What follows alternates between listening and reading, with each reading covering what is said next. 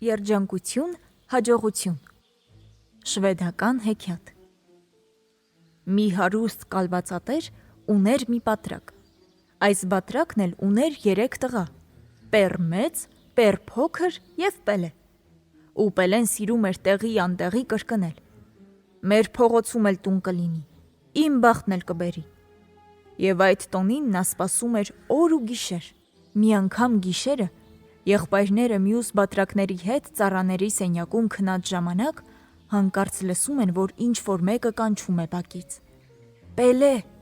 Պելե, մի րոպեով դուրս եկ, ուզում եմ քեզ հետ խոսել»։ Պելեն դուրս է գալիս, իսկ բակում մի կին էր կանգնած։ «Ինչ ես ուզում»՝ հարցնում է Պելեն։ «Ես երջանկություն հաջողությունն եմ», պատասխանում է կինը։ «Ես ուզում էի սկզբում ուրիշ մարդու օգնել, բայց նա երեսը շրջեց ինձնից, և ահա որոշեցի քեզ երջանկություն տալ»։ «Ճիշտ ես որոշել», պատասխանում է Պելեն։ «Ես քեզ վաղուց էի սպասում»։ Կինը Պելեին մի շքեղ հագուստ է տալիս ու ասում. «Ձեր կալվածատերը վերջերս մահացավ, լավ հագնվիր ու գնա խնդրիր նրա այրու ձեռքը, և հենց որ կալվածատեր դառնաս, ես ամեն ինչ ձեռք կբերեմ քեզ համար,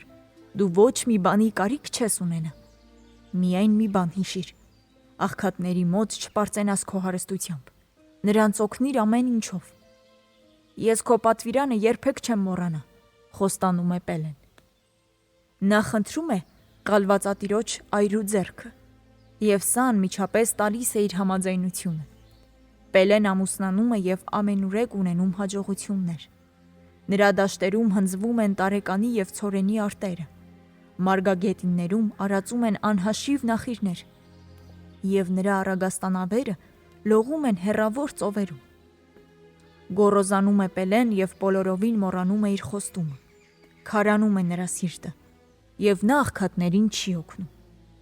Մի առավոտ Պելեի կալվածքն է գալիս մի զառամյալ պառավ և ասում է ծառային. «Կանչիր քո տիրոջը, թող 1 րոպեով դուրս գա, ես նրա հետ խոսելու բան ունեմ»։ Ծառան պառավին խոսքերը հաղորդում է կալվածատիրոջը, իսկ Պելեն քիթը ցցում և ասում է. «Ես ոչինչ չունեմ խոսելու մուրացկան պառավի հետ»։ Ծառան բառ առ բառ հաղորդում է նրա պատասխանը, իսկ պառավը խնդրում է. «Գնա քո տիրոջ մոտ ու նրան ասա. երջանկություն հաջողությունը ողջույն է ուղարկում Պելե բատրակին և ուզում է նրա հետ խոսել»։ Հենց որ ծառան տիրոջը հաղորդում է պառավի խոսքերը, կալվածատեր Պելեն սաստիկ վախենում է, բայց ցույց չի տալիս։ Ընդառաջ է դուրս գալիս պառավին և զայրագին հարցնում. «Հը, ինչ ես ինձնից ուզում»։ Իսկ պառավը նրան ասում է. «Շատ համբերեցի, կարծում էի, թե խելքի կգա Պելեն, կհիշի, որ ինքը աղքատ է եղել, բայց հիմա եկել է իմ համբերության վերջը։ Ես քեզ կպատժեմ, և դու առաջվա նման կդառնաս աղքատ, իսկ երջանկությունը կտամ ուրիշին»։ Նրա ասածները շատ քիչ են վշտացնում Պելեին։ Նա մտածում է, որ իր հարստությունը հավիտյան հերիք է իրեն, միայն թե երջանկությունը իսկապես երես է դարձնում նրանից։ Հողը դադարում է բերք տալ, անասունների մեջ ժանտախտ է ընկնում, առագաստանավերը սուզվում են ծովի հատակը,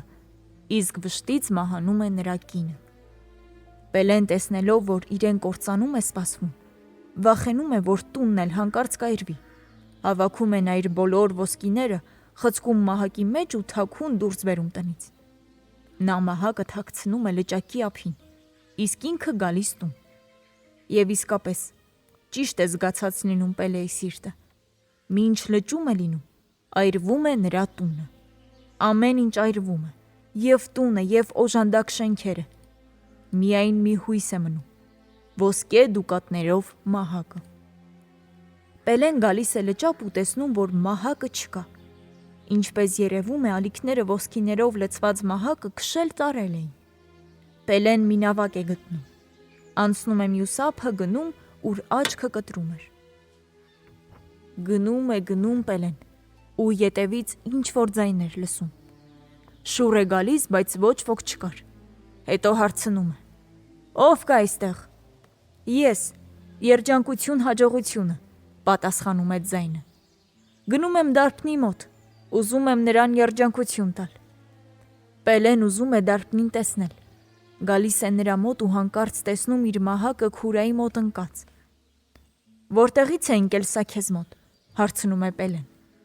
Լճափին գտա, պատասխանում է դարբինը։ Այս մահակը թանկ արժե,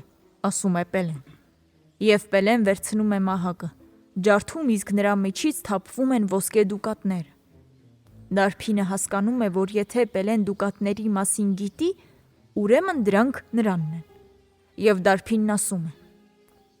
Այդ դուկատները քոնն են, վերցրու։ Ոչ, դրանք քոնն են, պատասխանում է Պելեն։